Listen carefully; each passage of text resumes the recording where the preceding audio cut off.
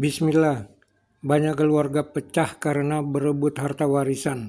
Padahal Allah Subhanahu wa Ta'ala sudah menetapkan pembagiannya dengan sangat detail di dalam Al-Quran. Mengapa bagian laki-laki seringkali lebih besar?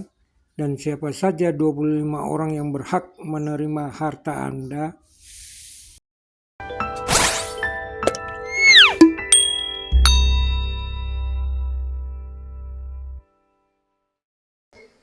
Nah, jadi yang boleh apa? Ada yang boleh selama masih hidup adalah hibah. Nah, jadi yang boleh apa? Ada yang boleh selama masih hidup adalah hibah. Nah, itu nanti ya. Jadi tadi muwaris harus mati. Nomor 2, syaratnya ahli waris harus hidup. Makanya kalau yang mati lebih dulu akan dilihat. Karena di Indonesia tuh begini kejadiannya Bapak Ibu. Suami istri punya anak 3. Ketika bapak si suami meninggal dunia, istri hidup, 3 anak hidup. Maka 4 orang itulah yang berhak. Jelas? Jelas?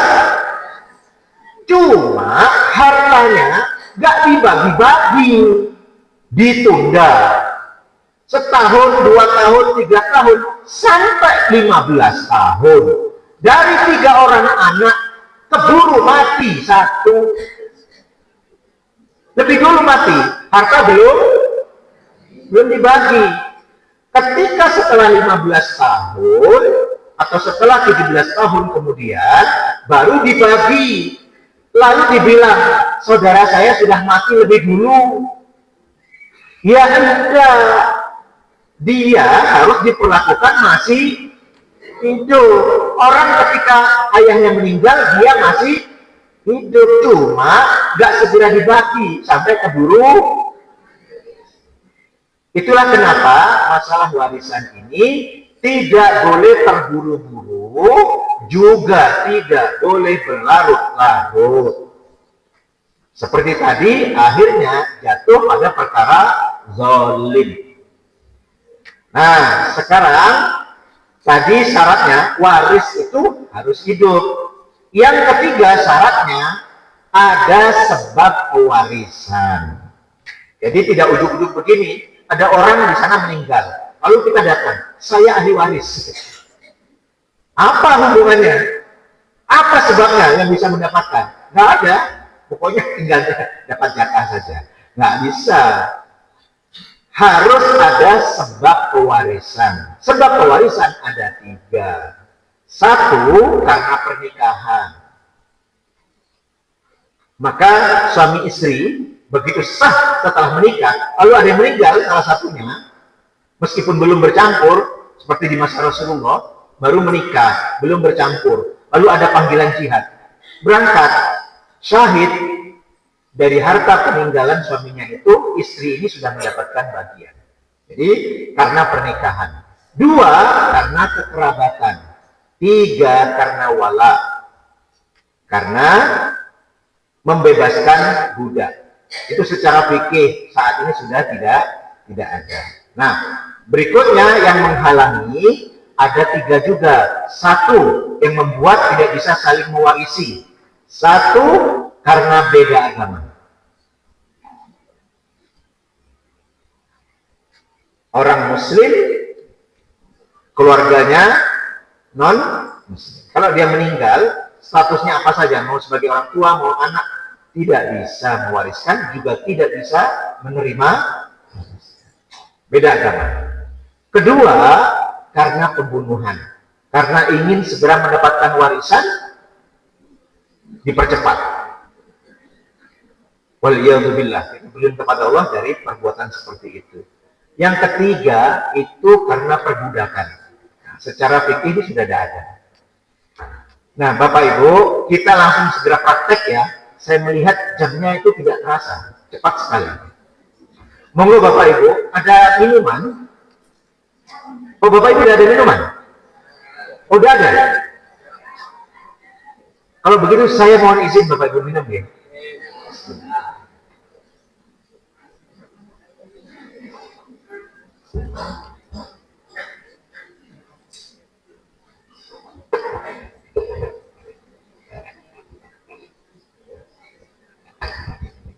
Ini contoh pertama.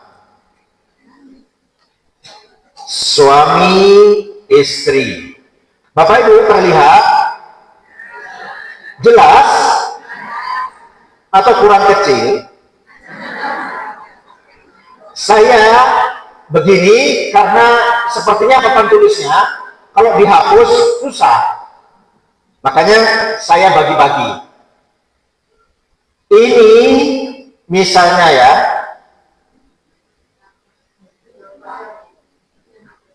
suami istri, ini anak laki-laki L, anak perempuan B. Istri meninggal. Ampun Bapak Ibu, ini istri dulu yang meninggal. Istri punya harta peninggalan karena rajin menabung dan tidak sombong. Tidak ada anak. Dari harta istri, suami itu mendapatkan setengah. Tadi sudah ya. Yang kedua, suami istri. Anak laki, anak perempuan. Jelas? Ngapunten, ibu dulu meninggal. Ya karena urutan. Saya takut karena jumlah ibu lebih banyak dari bapak-bapak. Saya nggak bisa pulang nanti. Nah, yang kedua, anak itu ada, mau laki, mau perempuan, mau satu, mau dua. Asal ada anak, dari peninggalan istri, suami itu mendapatkan 1/6, tidak setengah lagi. Ini ada di dalam surat An-Nisa ayat 12. Saya tampilkan supaya Bapak Ibu lega. Nah ini kurang kecil. Nanti materinya saya bagi. Ibu-ibu bisa buka surat An-Nisa 12 nanti. Bisa dipahami nih Bapak Ibu? Bisa. Mas siap-siap ya untuk membantu saya menghapus. Saya garis. Nah, sekarang Bapak yang meninggal. Suami istri. Tidak ada anak. Bapak meninggal. Karena rajin menabung dan tidak sombong. Hartanya banyak Bapak ini. Tidak ada anak, ibu mendapatkan 1/, tidak sama, ini kan setengah. Ini 1/4. Yang kedua, suami istri. Suami meninggal dunia, istri menikah lagi. Suami meninggal dunia, ada anak. Ketika anak ada, maka istri mendapatkan 1/8. Di mana ini? Di surat An-Nisa ayat 12. Walahunna rubu'u mimma taraktum illam yakul lakum walad. Kana lakum waladun falahunna sumun. 1/4, 1/8. Nah, nanti untuk anak laki-laki, anak perempuan di surat An-Nisa ayat 11. Kita langsung praktek penghitungan sekarang.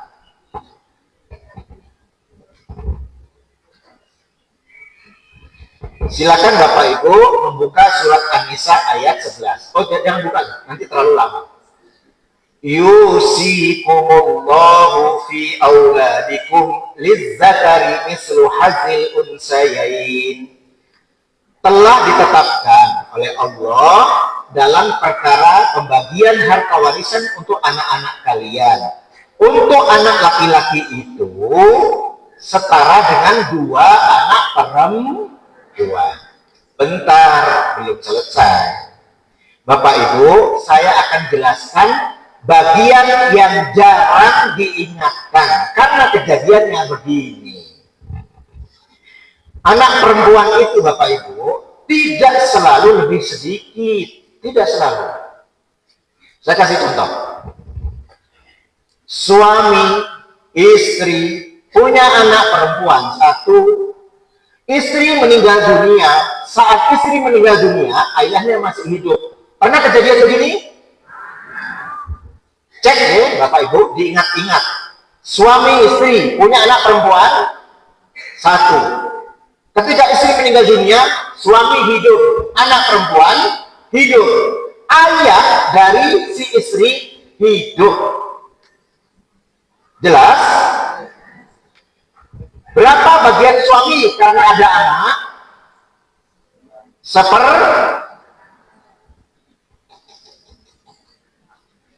Berapa bagian anak perempuan kalau sendirian? Bagian anak perempuan kalau sendiri dari peninggalan ibunya, karena gak ada jaminan Bapak Ibu.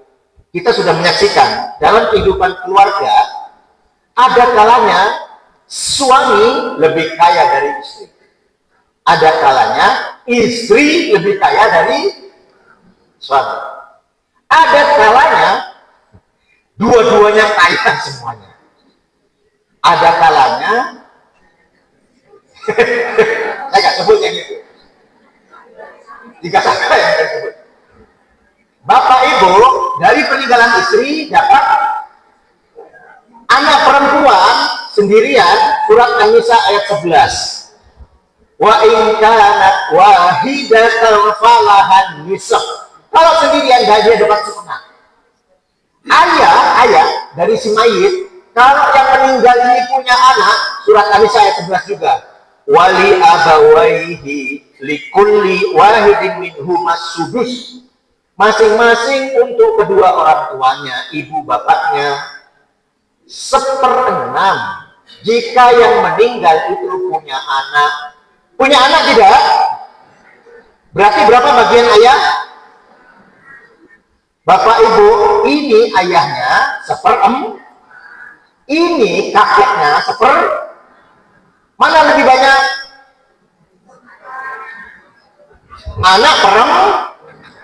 Anak perempuan ini Bapak Ibu, selama belum menikah, siapa yang menanggung?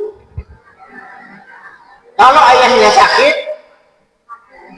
jadi seluruh jalur laki-laki dari keluarganya itu menanggung semuanya. Kalau dia punya saudara laki-laki, maka saudara laki-lakinya. Itulah rahasianya Bapak Ibu. Jadi kalau anak perempuan itu mau memilih jodohnya, ingat-ingat Bapak Ibu, selama belum menikah, semua perempuan dalam agama kita tidak pernah dibebani untuk mencari nafkah. Tidak ada. Sebagai anak, tidak ada. Sebagai istri, tidak ada. Sebagai ibu, tidak ada. Sebagai nenek, tidak ada. Tidak pernah. Jadi ketika dia belum menikah, yang menanggung seluruh jalur laki-laki di keluarganya. Ayahnya, saudara laki-lakinya, kakeknya, dari ayahnya, dari jalur ayahnya. Semua ini dia Bapak Ibu. Makanya kalau milih itu harus lihat. Yang putri, apakah calonnya itu bisa menggantikan rasa sayang sebesar rasa sayang ayahnya?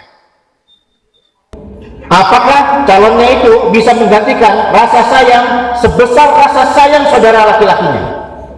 Sekuat ayahnya melindunginya, sekuat saudara laki-lakinya menjaganya.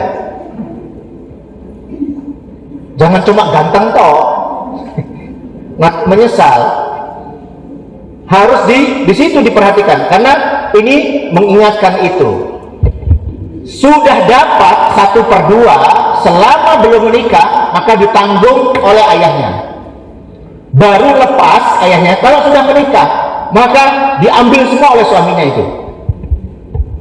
Nah, disinilah kita akan lihat hitungannya. Misal kita hitung ya, langsung kita praktekkan. Suami, meskipun dari jauh kelihatan S-nya toh, nggak apa-apa, pokoknya suami. Anak perempuan, ayah. Suami berapa Bapak Ibu? Bisa diikuti? Terlihat? Anak perempuan berapa Bapak Ibu? Karena satu, kalau dua dapat 2/3. Ayah dapat berapa Bapak Ibu?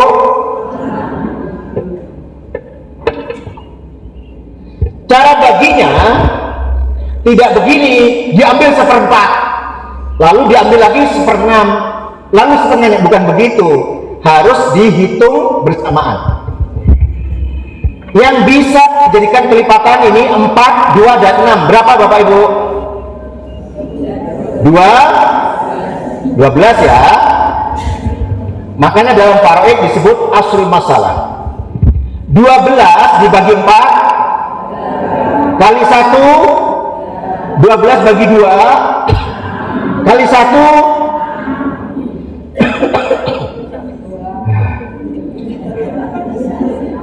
Bapak Ibu menghitungnya gampang, pas baginya yang sulit. 12 bagi 6 kali 1. Bapak Ibu, saya kasih cerita. Sekarang jenengan ngantuk gak apa-apa, tapi saya jamin kalau sudah hitung-hitungan gak mungkin jenengan gini, gak mungkin. Saya pernah melayani penyelesaian sampai jam 2 malam, semuanya begini. Gak boleh, gak ada yang terlewatkan. Gini semuanya. Sudah sepakat jam 3 malam sepakat. Ada yang gak mau tanda tangan karena masih ragu-ragu. Ditunda jam 7 pagi bubar. Sudah gak sepakat lagi. Diulang 2 tahun kemudian. Saya bilang jangan sampai jam 2 lagi. Ya Pak, jangan. Sudah hitung-hitungan semuanya, gini bang. Karena apa? Warisannya ada 4 lembar. Jadi di 13 titik. 4 lembar di 13 titik. Di 3 kota.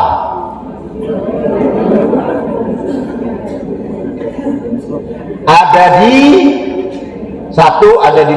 Saya kan nggak menyebut, nanti ada yang merasa kesebut. Oh itu jangan-jangan saya. Ada begitu.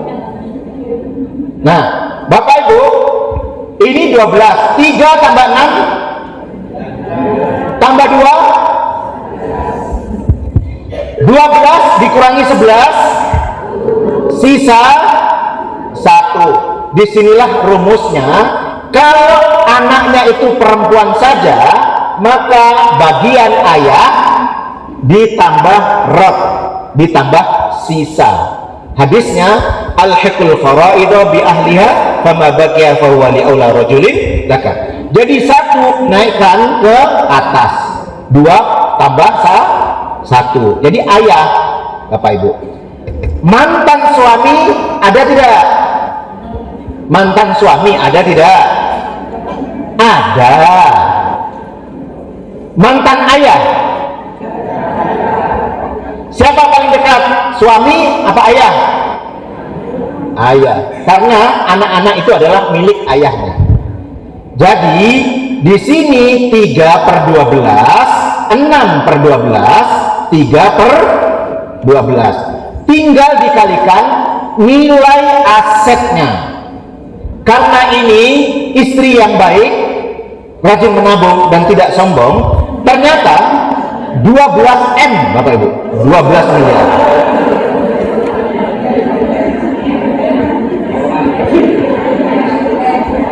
Bapak Ibu, amin, amin, begitu loh, amin, amin. Kalau baginya banyak itu agak gampang. Kalau banyak, enggak juga sih, ada banyak susah ya kayak tadi itu 2 tahun nggak clear. Berarti suami dapat berapa? 3M. Anak perempuan dapat berapa? 6. Ayah 3M. Kalau saya bilang ayah, ayahnya si mayit. Kalau saya bilang anak perempuan, anak perempuannya si mayit. Begitu. Inilah contoh penghitungannya. Bapak Ibu, harta istri itu maksudnya apa?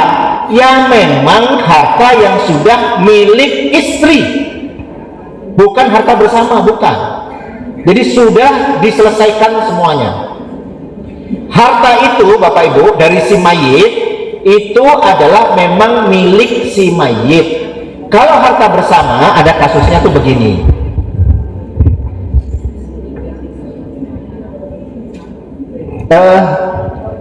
Saya minta tolong dihapus sebentar.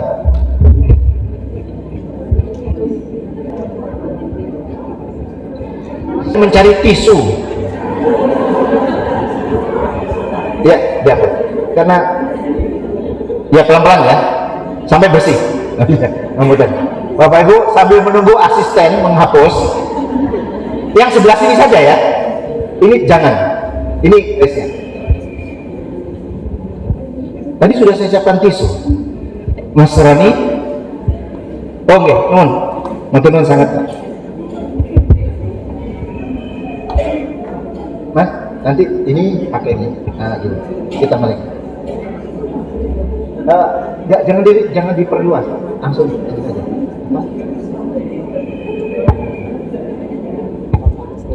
Baik Bapak Ibu, begini, harta si mayit itu sebelum dibagi, diingat-ingat Bapak Ibu, nomor 1 diambil dari harta si mayit itu,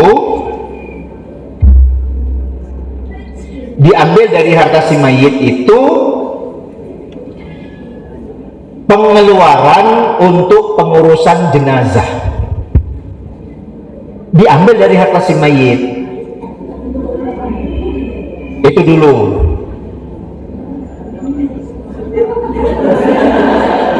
Oh iya, memang papan tulisnya Bu, maklum. Insya Allah di waktu yang akan datang bisa dihapus.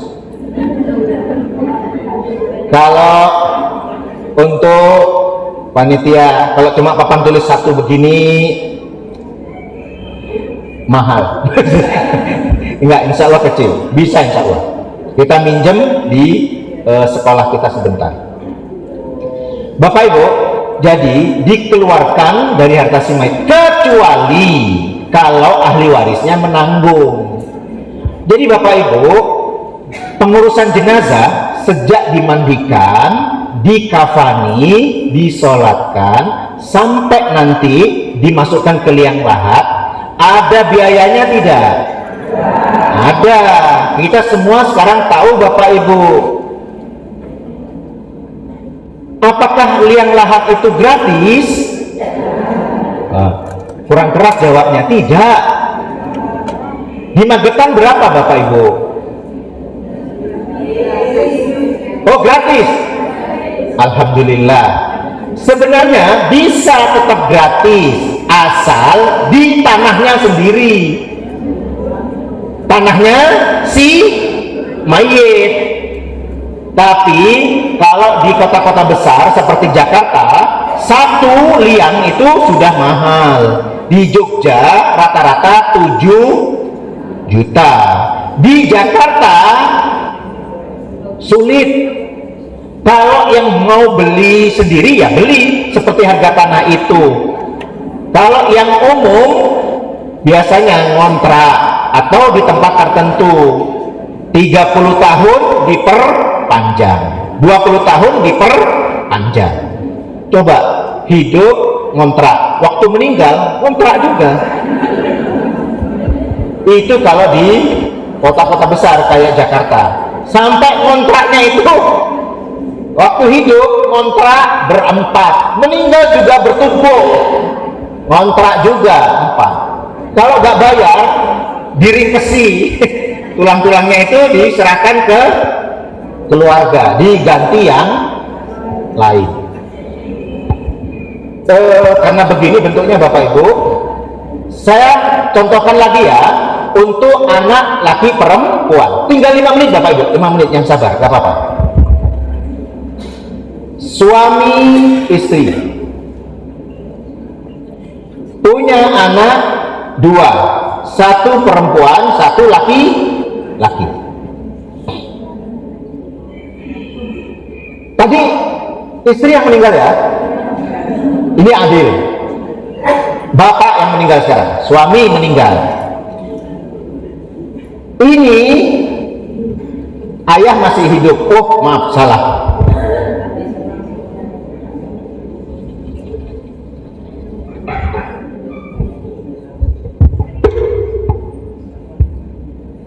Ayah masih hidup. Jadi ketika suami meninggal dunia, istri hidup, anak laki-laki hidup, anak perempuan hidup, ayah masih hidup. Contoh ya Bapak Ibu, bisa dipahami? Surat An-Nisa ayat 12, istri karena ada anak dapat 1/8. Surat An-Nisa ayat 11, ayah karena ada anak, kita sebut yang aslinya dulu, 1/6. Anak laki anak perempuan mendapatkan sisa, tetapi sisanya itu dibagi 2 dengan komposisi 2/1. Jelas? Mari kita hitung. Istri, ayah, anak laki, anak perempuan. Bapak Ibu bisa diikuti? Bisa diikuti? Istri berapa? Ayah, anak laki, anak perempuan, asobah bil ghair namanya. Istilah faraidnya. Asobah bil ghair. Ini dapat sisanya. 8 dan 6. Yang bisa dibagi 8 6 berapa? 24. Ini yang paling dekat. 24 bagi 8 kali 1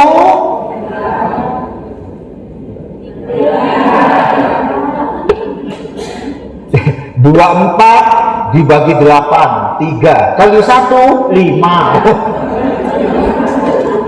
Turin. 24 dibagi 6 kali 1 udah kelihatan, ini 3 ini 4. 3 tambah 4 24 dikurangi 7 17. Kelihatan kan? Ini Bapak Ibu, karena suaminya ini sangat bertanggung jawab, rajin menabung, 24 miliar. Amin. 3/24. Ya sebenarnya supaya memudahkan menghitung begitu. Tapi kalau benar-benar 24, alhamdulillah.